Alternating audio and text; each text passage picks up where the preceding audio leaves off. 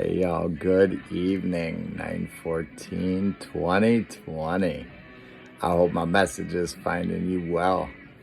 Tonight's topic or message, renovate.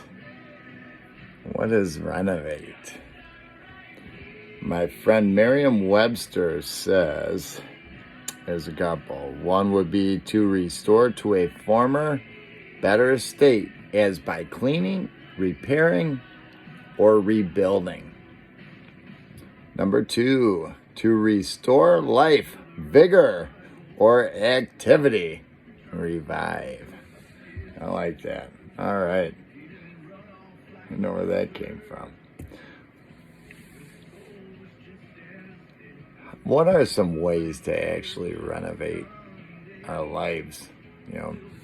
Maybe a change for the better. Out with the old, in with the new. Found an article, 3 steps to make change happen or renovate. Number 1, renovate your mind. If you want your life, your job, or your relationships to change, you have to start thinking differently. The same old thought patterns and limited beliefs will get you the same results. Get educated about your situation. Read what the Bible has to say. Read books on the subject. Find out what you need to do for change in your thinking to take hold. That's a good one. That's kind of what we're doing right now. I pick a word topic and then we break it down. We find out what that word is, what the meaning is. And my hopes is that anyone will take that message or that word and see how that word can impact or maybe change or renovate their lives, right? It's a positive aspect. Doesn't cost a thing, but just taking the time for God's message to show you how to be prepared or find it. Whatever it is that's holding you back. Anyway. Number 2, renovate your actions. Once you start thinking differently, you have to start acting differently. And number 3, practice the art of subtraction.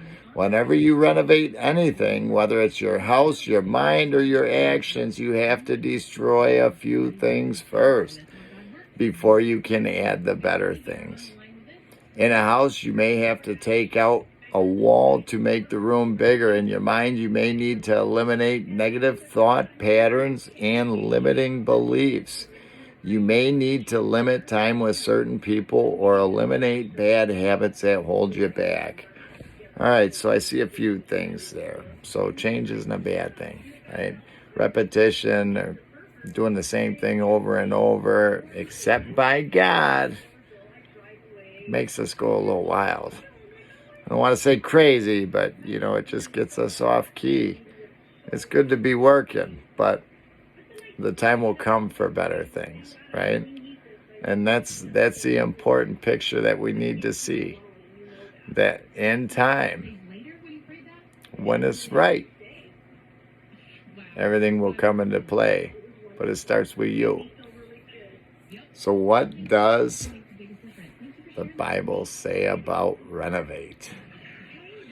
Isaiah chapter 40 verse 31. But they who wait for the Lord shall renew their strength. They shall mount up the wings like eagles. They shall run and not be weary. They shall walk and not faint. God gives us strength at any given time. And you know what? If we really need it, it's easy enough to get. Revelations chapter 21 verse 5. And he who was seated on the throne, behold, I am making all things new. Also he said, write this down, for these words are trustworthy and true.